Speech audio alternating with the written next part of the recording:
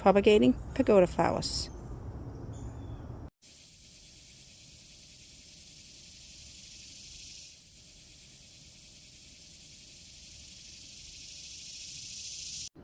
Pagoda plants are stunning, tall, beautiful, red orangey blooms that actually consist of tiny little blooms.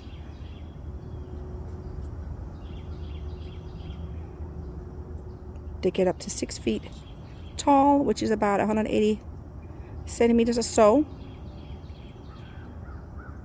They grow in zone 8 to 11, and they have this beautiful tropical look, which just draws a lot of looks from other people. This tropical look is just an amazing addition to any garden in zone 8 to 11. Before we continue, I want to take a quick moment to thank all of you for watching and to ask you to please hit that like button and subscribe if you haven't already done so. Every time you hit the like button or watch the video to the end, you help our channel grow and you help our growing dreams. Pagoda flowers are so beautiful and so extravagant that you may be tempted to try to grow them indoors, but let me show you why you shouldn't do that. Let's see. Right here you can see that these tiny flowers actually get dropped and they make quite a mess. This pagoda plant is not in bloom yet. You can see it's making moves to get there. I wanted to show you this pagoda plant because the leaves are darker. This pagoda plant is in shade, a part shade most of the day. It gets a little bit of sun right around 9 to 10 a.m. in the morning, and then it's basically just shade or dapple light most of the day, and because of that you can see the leaves are darker. I also want to show you this because you can see I've cut it right here to make more, and right here you can see that I've stuck a couple in the ground to try to make more. Pagoda plants spread below ground. You can't really see it here because I've dug the ones up that came up around here, but they're also pretty easy to propagate, and I'm going to show you how. Pagoda plants grow in zone 8 to 11 without any help. They do die back in the winter in zone 8 and 9 where it's cold, but they come right back in the spring.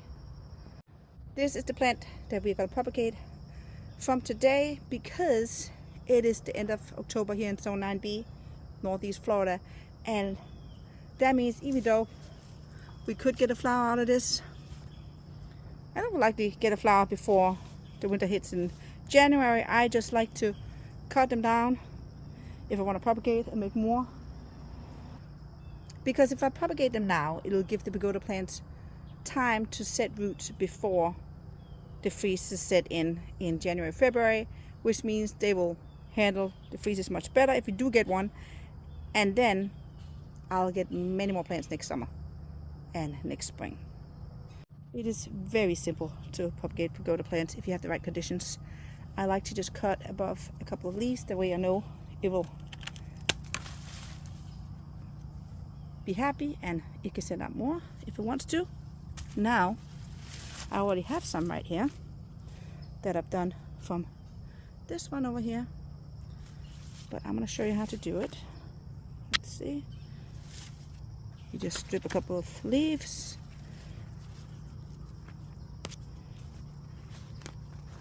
and then so you can see I have one right there, and I'm going to make a cut right above 2 leaves so you can put in this wood chip pile that is very saturated because we had a lot of rain. I'm going to show you a couple places where I put them too. I like to kind of snip off some of these big leaves just to let them focus on setting roots instead. Just like that. This is how we do it. It's as simple as that. Now if it doesn't rain, I'm going to come over and water these a little bit. But if it does rain, great. They will be perfect right there and set roots within a month or two. And as you can see over here, they are just going to push out a little and give me more blooms. Let's see if I can find some that already have roots. Here are some of the pagoda cuttings that I put down about a month, 2 months ago. These were put down in one of our propagation boxes that I kind of opened a little bit. Let's see if we have some roots in here. Sure enough, there you go. Beautiful, isn't it? Now let's take a look at these here. They're in some very saturated soil. You can see I just stuck them in the ground.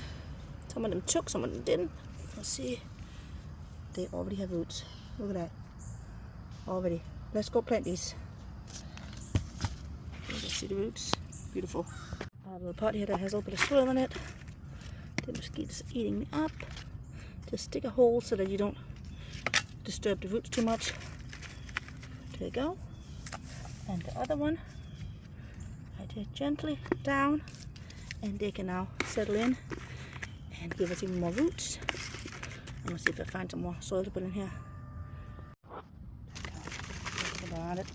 Once you plant your cuttings, just make sure to give them some water and make sure that they're moist just in the beginning, and eventually they'll do fine.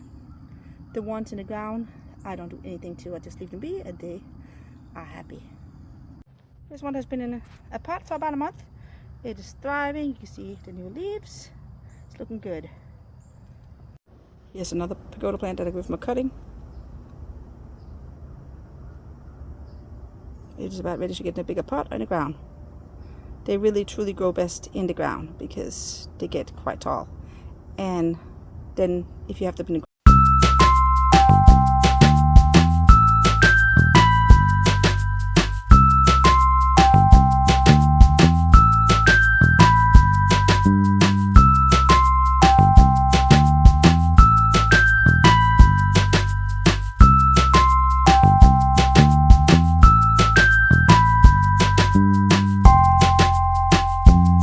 If you enjoyed this video, please hit that like button and subscribe.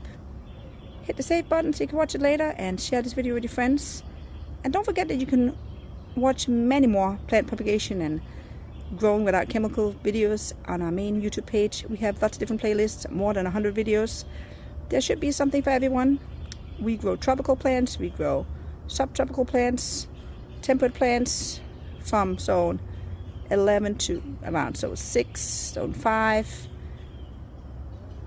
There should be something for everyone, and we really appreciate all of you supporting us in our growing dreams. We have so many things coming up, exciting changes to our channel and to our growing conditions. So please subscribe and follow us. Thank you for watching, and thank you for making the world a little greener.